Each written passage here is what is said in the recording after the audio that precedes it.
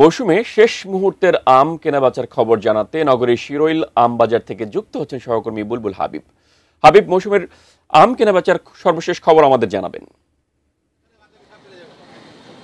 মেহেদী, আপনি জানেন যে রাজশাহীর সুমিষ্ট আম, যেগুলো বিশেষ করে ল্যাংড়া, ফজলি, গোপালভোগ এবং খিরসাপাত, সেই আমগুলো কিন্তু রাজশাহীর বাজারে আর নেই, একদম শেষ হয়ে গেছে। রাজশাহীতে আর সেই আমগুলো পাওয়া যাবে না এই মৌসুমে আর।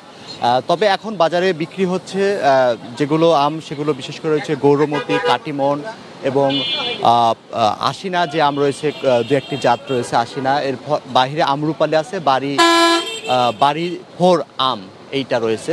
আসলে প্রধানত রাজশাহীতে যে পিক আওয়ার আমের, সেটা একদম শেষ হয়ে গেছে। এখন আর সেই আমগুলো রাজশাহীর বাজারে নেই। এগুলো প্রধানত এই শিরোইল যে বাজার রয়েছে, এখানে যে আমগুলো বিক্রি হচ্ছে, সেগুলো প্রধানত নওগাঁর যে সাফার রয়েছে এবং কানসাট রয়েছে, সেখান থেকে আমগুলো নিয়ে এসে বিক্রি করা হচ্ছে। তো আমরা যদি একটু কথা বলার চেষ্টা করি, আপনাদের এবার ব্যবসা কেমন হলো একটু যদি বলেন। এবার আমের ব্যবসা খুব একটা ভালো না। এবার মনে হচ্ছে আম মানুষ কমই খেলো। আর এবার আম তো অনেক নষ্ট হয়েছে, আমও হয়েছে কম, দামও হিসাবে বেশি না, তারপরেও আম কম খাচ্ছে মানুষ। এখন আমের দাম মোটামুটি আছে। কাটিমন ধরেন ৬,০০০ থেকে ৫,০০০ থেকে ৬,০০০ ৭,০০০ টাকা পর্যন্ত আছে। আর গরমুতি আছে ৫,০০০ থেকে ৬,০০০ টাকা। আর সাদা আশিনা যেটা, ওটা ধরেন ৪,০০০ ৩৫০০ এরকম। আর কালো আশিনাটা আপনার এখন ২৮০০ থেকে ৩২০০ টাকা।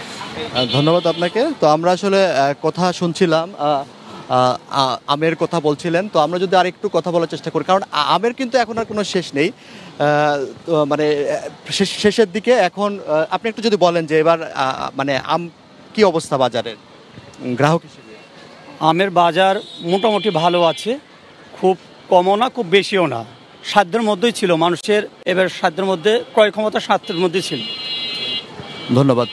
তো মেহেদী, যেহেতু আমের মৌসুম শেষ হয়েছে, আমরা আসলে কৃষি অধিদপ্তরে যোগাযোগ করার চেষ্টা করছি। আসলে কত টাকার বেচা বিক্রি হলো সেটা আমরা আসলে জেনে পরে জানাতে পারবো।